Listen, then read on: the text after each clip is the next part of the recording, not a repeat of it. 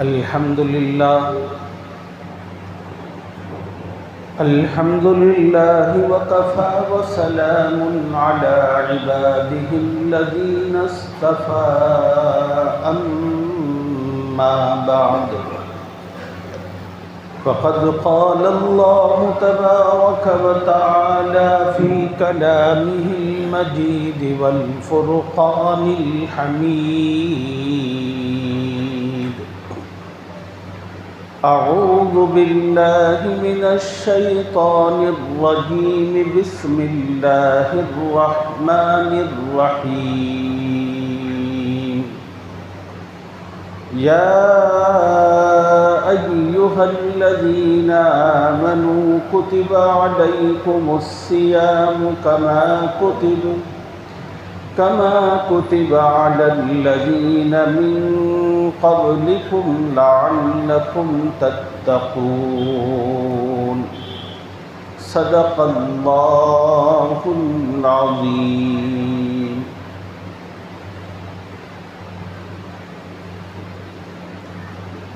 وقال النبي صلى الله عليه وسلم من صام رمضان ایمانا و احتسابا غفر له ما تقدم من ذنبه وما تأخر او كما قال علیہ الصلاۃ والتسلیم.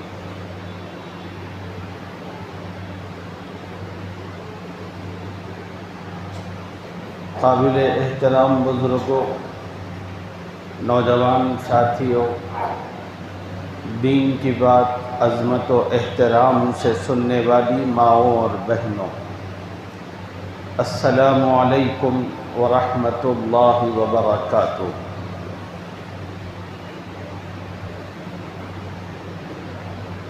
اللہ کا مہینہ رمضان شروع ہو چکا ہے.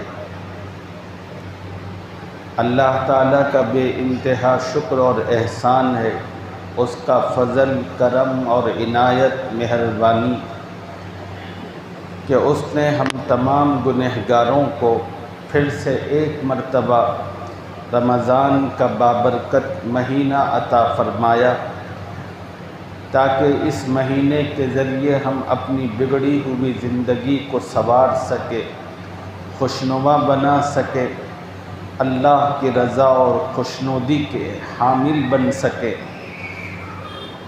جنت کو طلب کر سکیں اور جہنم سے بچ سکیں.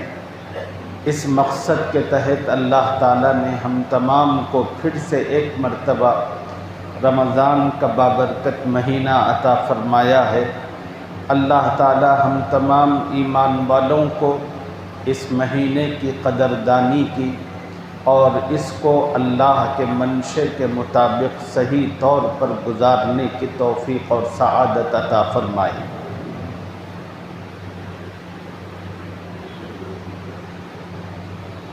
قابل احترام بزرگوں، اس مہینے کی سب سے اہم عبادت روزہ ہے.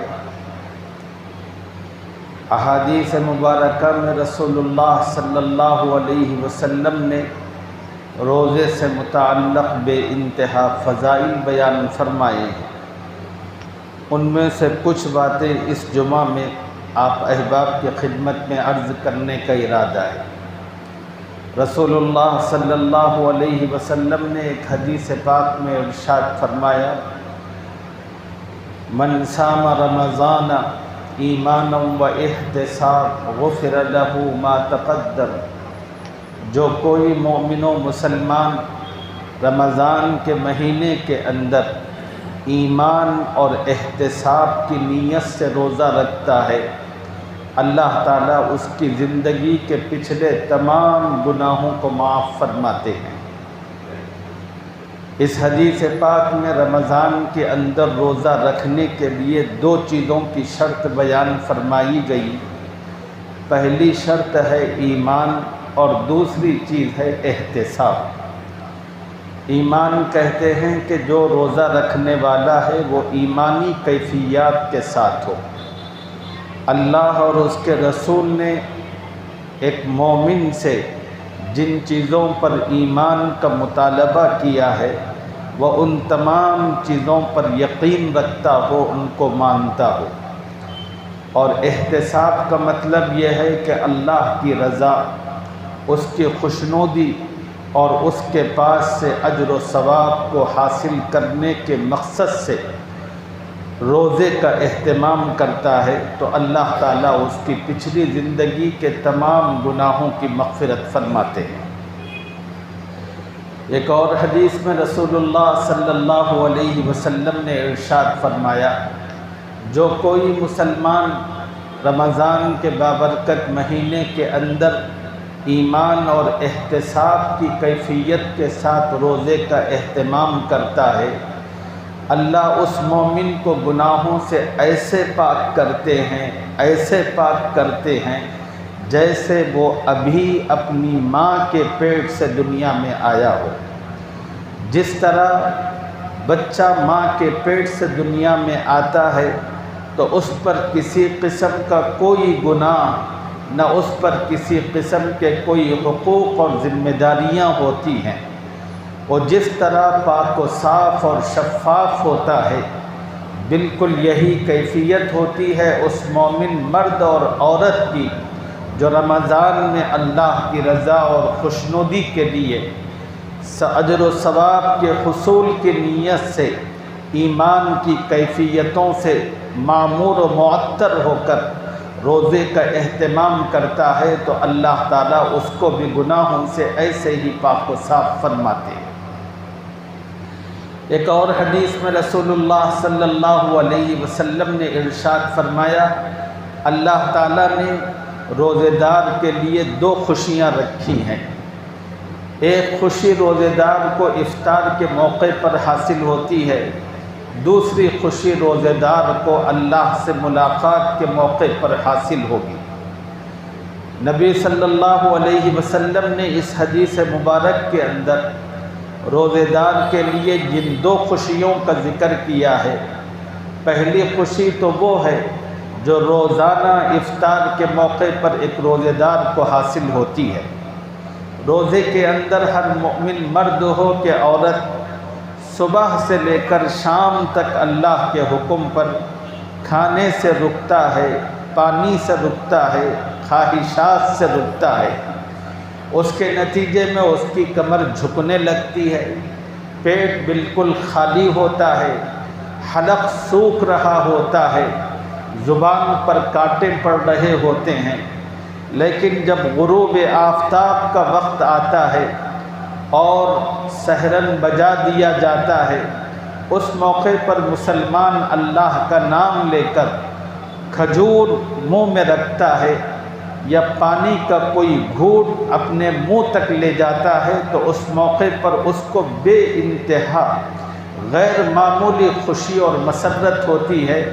میں نے خدا کی توفیق سے، خدا کے کرم سے اس کی رضا اور خوشنودی کے لیے اپنے آپ کو روزے سے رکھا اور بھوک و پیاس برداشت کی۔ اب میرے اس مولا نے مجھ پر مہربانی کی، اب میرا مالک مجھے کھانے کی بھی اور پینے کی بھی اجازت دے رہا ہے، میں اس مالک کے نام پر اب کھا بھی رہا ہوں، پی رہا ہوں۔ تو یہ پہلی خوشی ہوتی ہے جو ہر روزے کے افطار کے موقع پر روزے دار کو حاصل ہوتی ہے۔ اور رسول اللہ صلی اللہ علیہ وسلم نے ارشاد فرمایا کہ دوسری خوشی روزے دار کو قیامت کے دن اللہ کے دیدار کی شکل میں حاضر ہوگی۔ جو مسلمان روزے کا اہتمام کرتا ہے اللہ تعالیٰ اس کو اپنے دیدار کی نعمت سے بہرور فرمائیں گے۔ اور یہ اتنی بڑی نعمت ہے آخرت کی کہ اس نعمت کے مقابلے میں کوئی نعمت نہیں ہے۔ ایک اور حدیث میں موجود ہے، رسول اللہ صلی اللہ علیہ وسلم نے ارشاد فرمایا، ابن آدم جب کوئی عمل کرتا ہے تو اس کے عمل پر اس کے خلوص اور اس کی توجہ اور اس کی احتیاط کی بنیاد پر اللہ تعالیٰ جتنا چاہیں اس کو اجر و ثواب عطا فرماتے ہیں۔ مثلاً کوئی مومن نماز پڑھتا ہے، خلوص سے پڑھتا ہے، اللہ کی رضا کے لیے پڑھتا ہے تو پھر انسان کی کیفیتیں جس اعتبار سے بڑھتی رہتی ہیں عمل سے متعلق، خدا کا اجر و ثواب کا پیمانہ بھی اس مومن سے متعلق اسی طرح بڑھتا چلا جاتا ہے۔ تو اسی کو نبی علیہ السلام نے فرمایا کہ ابن آدم جب کوئی نیک عمل کرتا ہے تو اللہ تعالیٰ اس کی نیت، اس کے خلوص کے اعتبار سے اس کے اجر و ثواب کو جتنا چاہیں بڑھاتے چلے جاتے ہیں، سوائے روزے کے۔ جب روزے کا معاملہ آتا ہے تو اللہ تعالیٰ فرماتے ہیں الصوم لی وانا اجزی بی، روزہ میرے لیے ہے، میں اس کا بدلہ دوں گا۔ اس حدیث کے مفہوم کو ایک دوسرے انداز پر یوں سمجھیے، جب کوئی مسلمان نماز پڑھتا ہے، زکوٰۃ ادا کرتا ہے، حج کرتا ہے، اللہ تعالیٰ نے ہر عمل کے لیے ایک اجر و ثواب مخصوص اور متعین کر رکھا ہے۔ جب بندے کی جانب سے وہ نیک عمل انجام پاتا ہے تو اللہ تعالیٰ اس اجر و ثواب کو لکھنے کا حکم دیتے ہیں، اور فرشتے خدا کے مقرر کردہ پیمانے پر اس اجر و ثواب کو لکھتے ہیں۔ لیکن جب کوئی مسلمان مرد اور عورت روزے کا اہتمام کرتا ہے تو اللہ تعالیٰ فرشتوں سے کہتے ہیں میرے فرشتوں بس اتنا لکھو کہ یہ بندہ روزے سے تھا، اتنا لکھو کہ میری یہ بندی روزے سے تھی۔ اس پر کیا اجر و ثواب عطا کرنا ہے وہ بندہ جانے اور اس کا خدا جانے۔ اور عقل بڑی حیرت میں مبتلا ہو کر حق تعالیٰ کی بارگاہ میں بڑے ادب کے ساتھ، نیاز کے ساتھ عرض کرتی ہے کہ میرے رب، دین کی ہر نیک عمل سے متعلق آپ کا اصول الگ، لیکن روزے کے معاملے میں آپ کا اصول بالکل الگ، وہ کیوں؟ تو اے اللہ آپ ہی ہمیں فرما دیجئے۔ تو اللہ تعالیٰ فرماتے ہیں الصوم لی وانا اجزی بی، چونکہ روزہ میرے لیے ہوتا ہے اس لیے میں اللہ خود اس کا بدلہ عطا فرماتا ہوں۔ روزے کی اس قدر فضیلت کیوں اور اس پر اس قدر اجر و ثواب کیوں؟ اس پر علماء نے کئی وجوہات بیان فرمائی ہیں، دو تین وجوہات سمجھ کے لیے آپ کی خدمت میں عرض کرتا ہوں۔ پہلی وجہ علماء نے یہ بیان فرمائی ہے کہ دین کی جتنی عبادتیں ہیں ہر عبادت کے اندر ریاکاری کا کچھ نہ کچھ امکان پایا جاتا ہے۔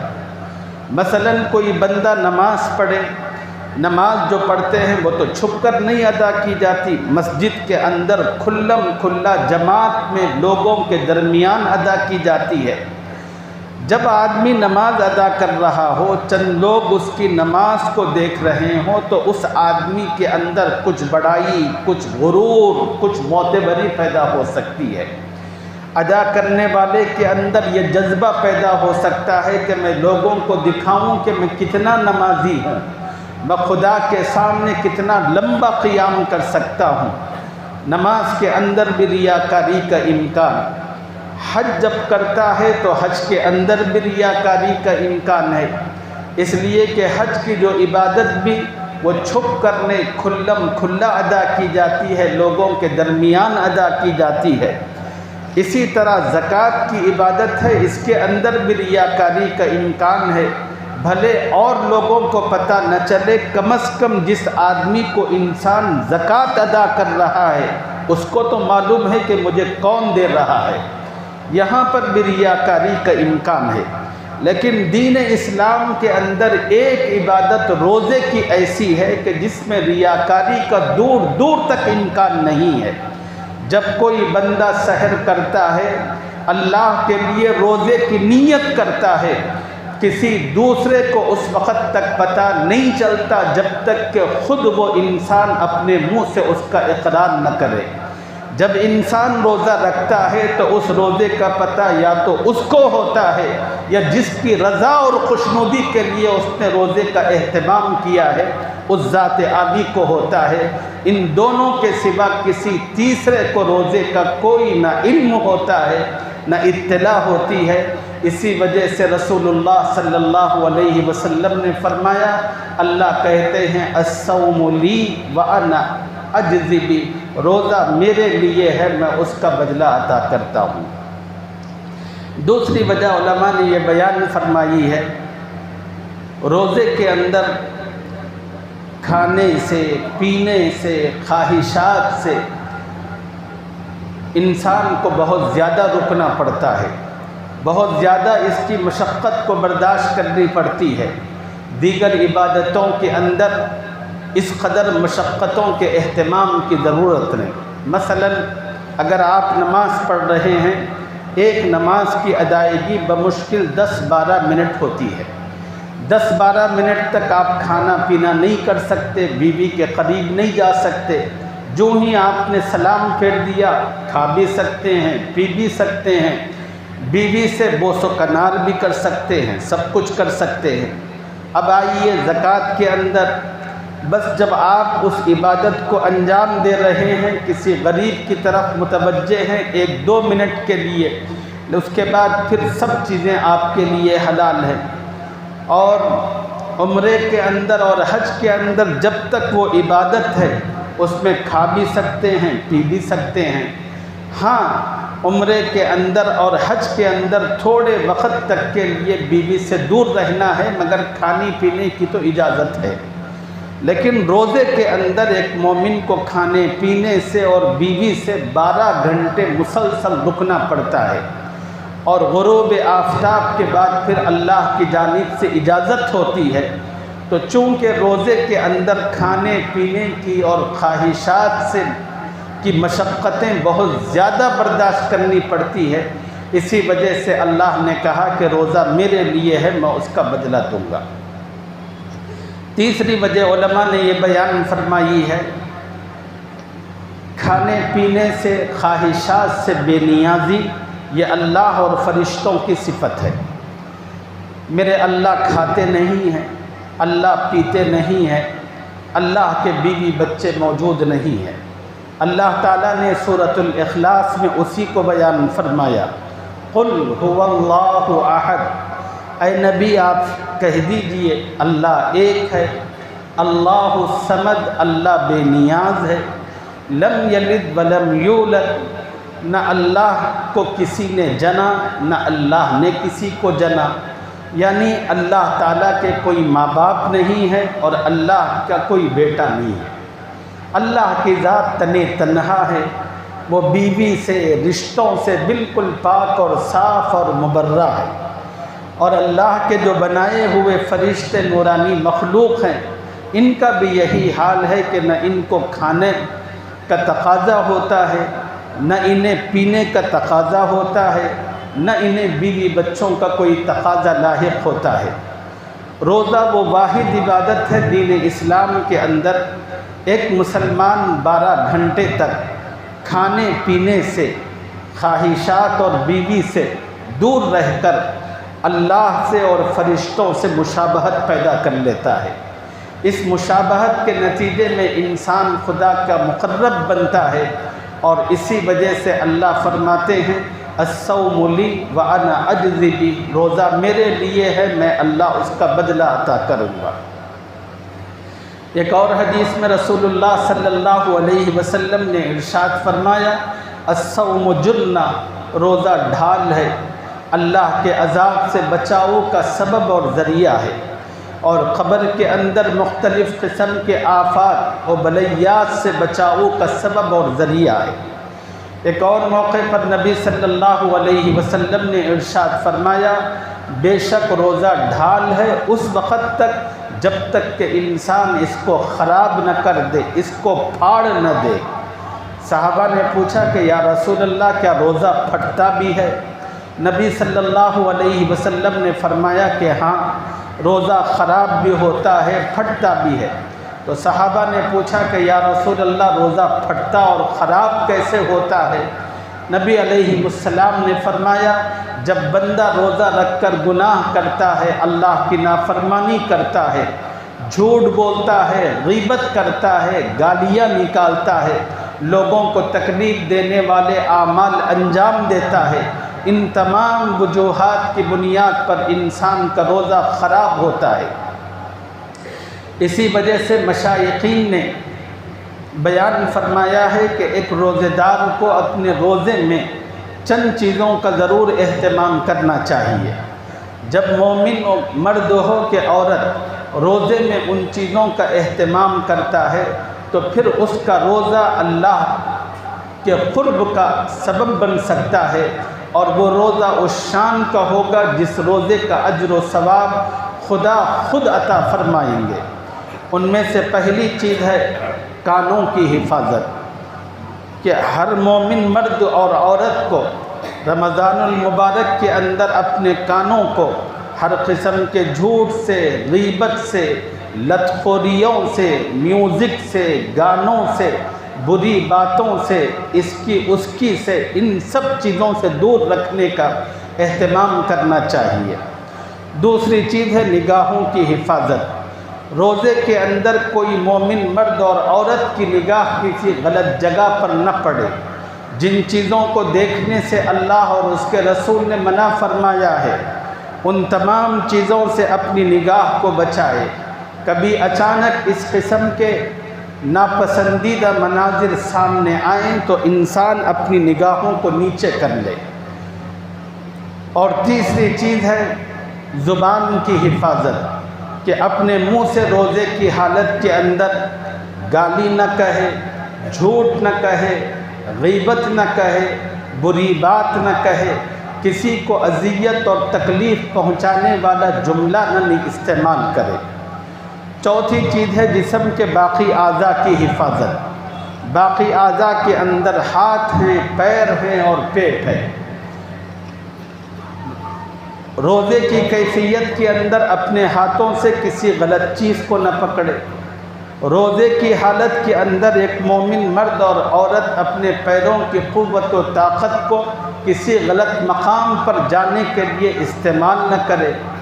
افطار کے موقع پر جب روزے کے افطار کا وقت آئے تو حلال مال کے ذریعے افطار کرے، اور اپنے پیٹ کے اندر حلال مال کو داخل نہ ہونے دے۔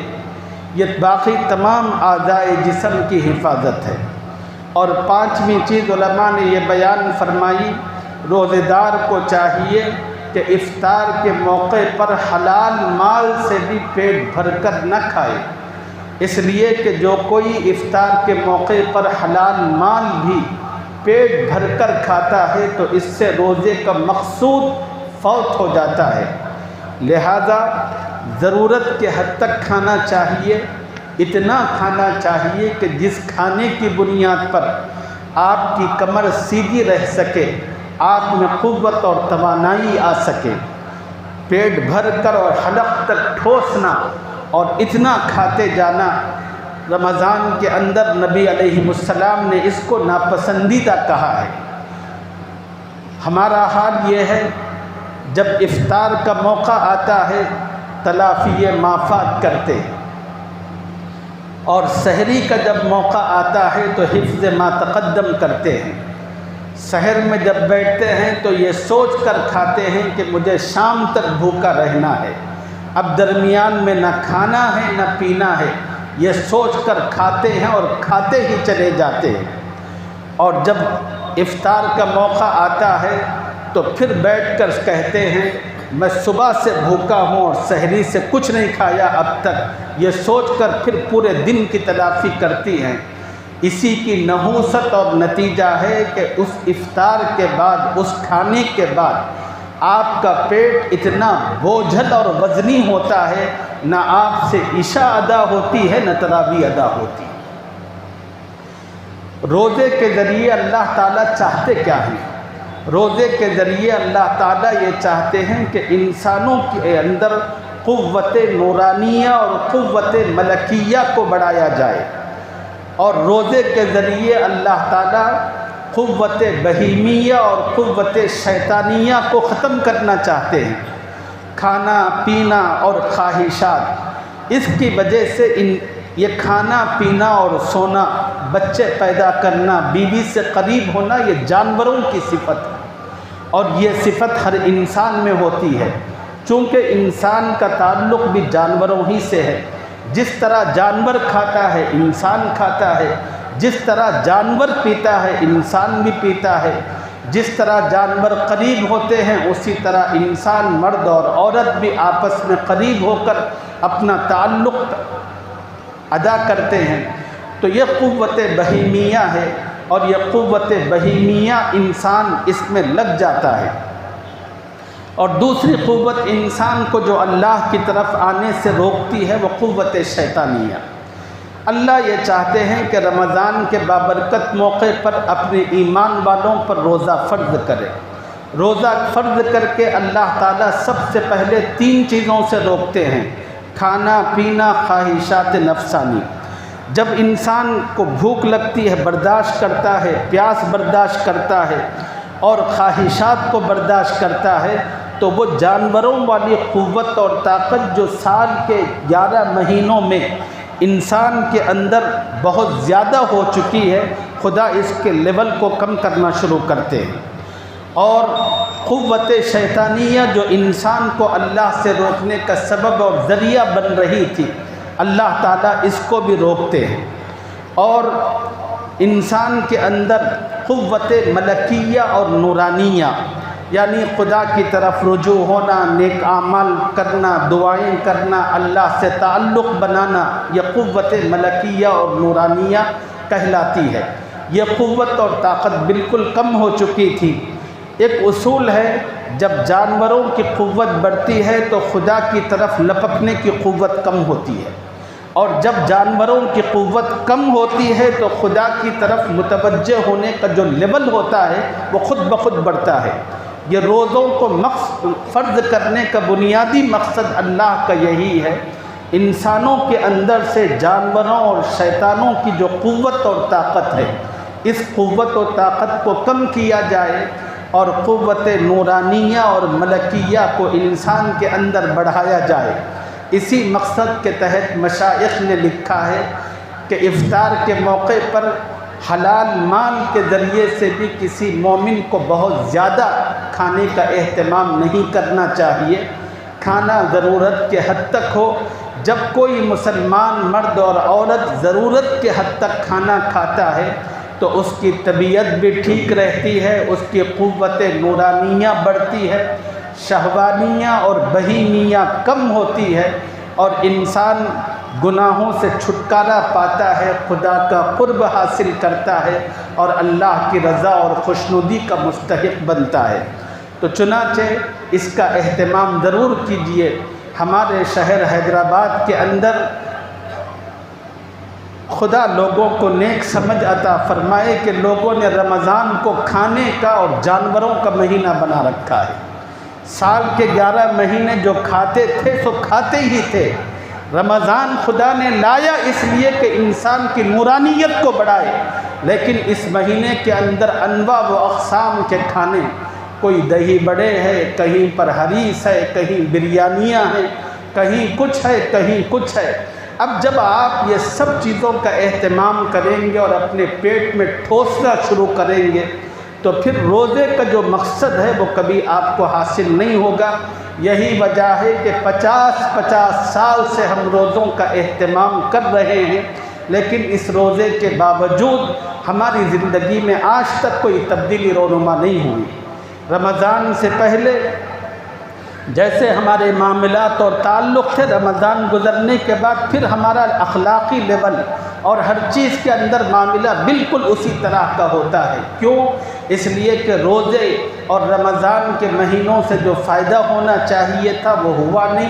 کیوں نہیں ہوا؟ اس لیے کہ اس مہینے کے اندر روزے جن آداب کے ساتھ کرنے تھے ہم نے اس طرح نہیں کیے۔ چھٹی اور آخری بات مشائخ نے روزے کے آداب میں یہ بیان فرمائی ہے، روزانہ کا روزہ ختم ہونے کے بعد ایک روزے دار کو ڈرتے رہنا چاہیے۔ پتہ نہیں میں نے تو اللہ کی توفیق سے روزہ رکھا، میرا یہ روزہ میرے مالک کے پاس قبول ہوگا کہ نہیں ہوگا، کہیں ایسا تو نہیں ہوگا میرا مالک میرا روزہ میرے منہ پر لپیٹ کر مار دے اور کہہ دے کہ مجھے تمہارے روزے کی اور اس طرح کی چیز کی کوئی ضرورت نہیں۔ اس لیے روزے دار کو ڈرتے بھی رہنا چاہیے، مگر اللہ کی رحمت سے مسلسل امید رکھنا ہے کہ میرا اللہ ضرور میری محنت کی قدردانی کرے گا۔ میرا اللہ میرے اس عمل کو ٹوٹے پھوٹے عمل کو ضرور قبول کرے گا۔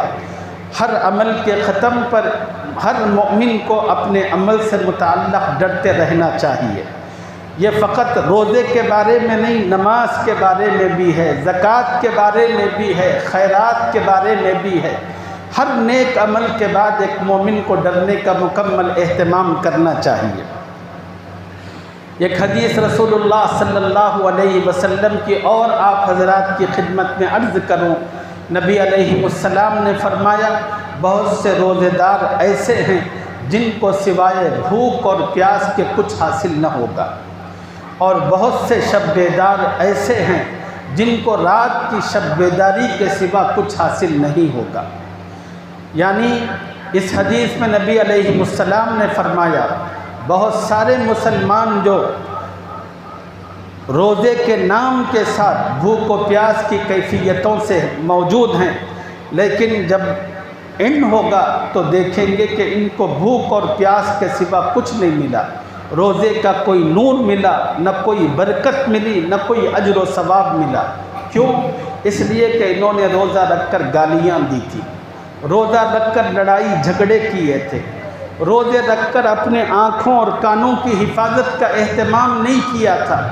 علماء نے اپنی کتاب میں لکھا ہے کہ اللہ تعالیٰ کا روزہ انسان کے جسم کے ایک ایک حصے پر فرض ہوتا ہے۔ خدا کا یہ روزہ آنکھوں پر بھی فرض ہے، خدا کا روزہ کانوں پر بھی فرض ہے، خدا کا روزہ ہاتھوں پر بھی فرض ہے، خدا کا روزہ پیروں پر بھی فرض ہے، خدا کا روزہ پیٹ پر بھی فرض ہے، خدا کا روزہ شرمگاہ پر بھی فرض ہے۔ جسم کے ایک ایک حصے پر روزہ فرض ہے۔ آپ نے صرف کھانے اور پینے کا روزہ سمجھا، لیکن کان کا کوئی روزہ نہیں رکھا، زبان کا کوئی روزہ نہیں رکھا، ہاتھ پیروں کا کوئی روزہ نہیں رکھا، تو پھر اس ایسے روزے دار کو سوائے بھوک اور پیاس کے کچھ بھی حاصل نہیں ہوگا۔ اور اسی طرح نبی علیہ السلام نے فرمایا، بہت سے شب بیدار اور عبادت گزار ایسے ہیں جن کو رات کی مشقت کے سوا کچھ حاصل نہ ہوگا۔ آپ نے تراویح پڑھی، آپ نے تہجد کا اہتمام کیا سحر کے موقع پر، لیکن کچھ غیبت بھی کی، اس کو برا کہا، اس کو برا کہا، اور اپنے آپ کو بڑا نیک اور پارسا بنا کر پیش کرنے کی کوشش کی، تو اس کے نتیجے میں آپ کی ساری رات کی عبادت زیرو ہو جائے گی۔ اس سلسلے میں ایک واقعہ آپ کی خدمت میں عرض کرتا ہوں۔ ایک بہت بڑے بزرگ اور عالم گزرے ہیں، شیخ سعدی رحمۃ اللہ علیہ۔ وہ اپنا واقعہ اپنی کتاب میں بیان کرتے ہیں، جب وہ چھوٹے تھے ان کے والد نے فجر کی نماز کے موقع کے لیے اپنے بیٹے کو جگایا۔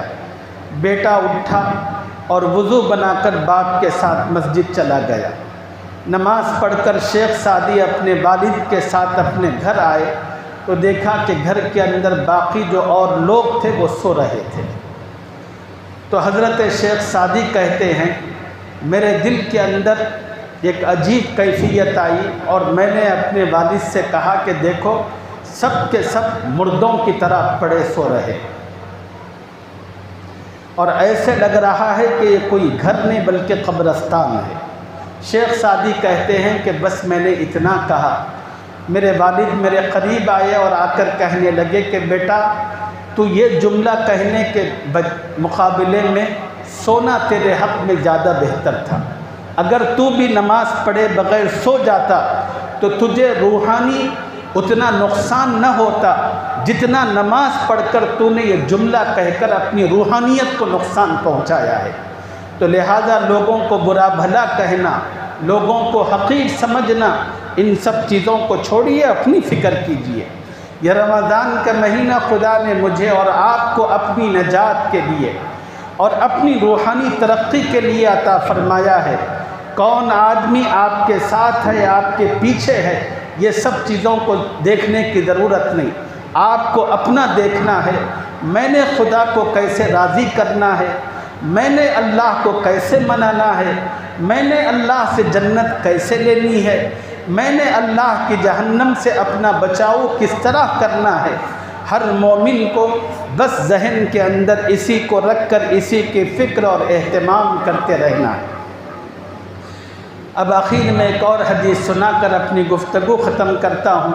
نبی صلی اللہ علیہ وسلم نے ارشاد فرمایا، رمضان کا ایک روزہ اجر و ثواب میں اللہ کے نزدیک اتنا بڑا ہے، اگر کوئی مومن و مسلمان رمضان کا ایک روزہ بغیر کسی عذر کے چھوڑ دے اور پوری زندگی اور پورا سال مسلسل روزوں کا اہتمام کرے تو سارے سال کے اور ساری زندگی کے نفلی روزے مل کر بھی رمضان کے ایک روزے کے اجر و ثواب کو پورا نہیں کر سکتے۔ یہ رمضان کے روزوں کا اجر و ثواب اتنا بڑا اور اتنا زبردست ہے۔ اللہ رب العزت نے آپ کو مجھے ایک موقع دیا ہے، پتہ نہیں اگلا رمضان مجھے اور آپ کو نصیب ہوگا کہ نہیں۔ اگر ہوگا تو ہم صحت کے ساتھ موجود ہوں گے کہ نہیں ہوں گے اس کی بھی کوئی گارنٹی نہیں، لیکن اب چونکہ ہم صحت کے ساتھ ہیں، زندہ بھی ہیں، تو اللہ سے خوب مانگیے، اللہ سے لو لگائیے، تعلق بنائیے، خدا کو راضی کرنے کی فکر اور کوشش کیجیے۔